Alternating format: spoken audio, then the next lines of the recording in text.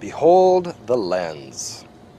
You know, it's easy to take this little tube of expensive glass for granted, but a lens does a lot more than just focus light onto a film stock. A lens's focal length has a great effect on the look and the composition of the shot, and the effects offered by a particular lens can be used by the filmmaker to shape our experience of the subject or situation on screen.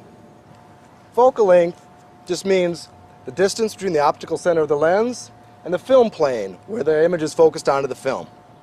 Right now we're shooting with a 16mm camera using a lens with a 25mm focal length, which is in the middle of the road normal zone that approximates the way our own lenses, otherwise known as eyeballs, see and experience the world in terms of depth of field, movement, and perspective. Right. So let's start with perspective. Perspective simply means the way objects appear in relation to one another in depth. Corey back there and Max in the middle are farther away and are thus smaller than Shelley, who's just a few feet from the camera. How about some coffee, Shelley? Thanks. Anyway, you have a pretty good idea how far they are from each other because of your intuitive understanding of relative size.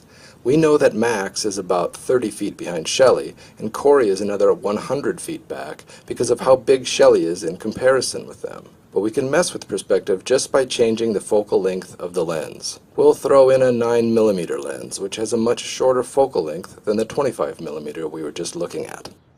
With a short lens, otherwise known as a wide-angle lens, depth is stretched.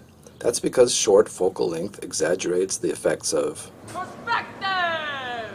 Right.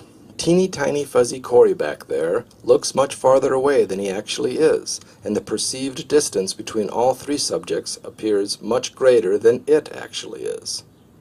But if we switch to a telephoto lens with a long focal length like this 120mm, Corey, Max, and Shelley all look much closer together now. Why? Because their relative size and frame is pretty similar. Long lenses compress depth, negating the effects of Perspective! Hey! What about depth of field?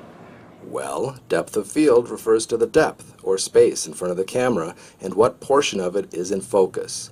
You'll notice that Corey way back there and Shelley up front are both out of focus. That's because a long lens has a much narrower depth of field, and right now Max is the one occupying that little slice of focus. Of course, by adjusting our focus ring, we can move that slice of focus wherever we want it.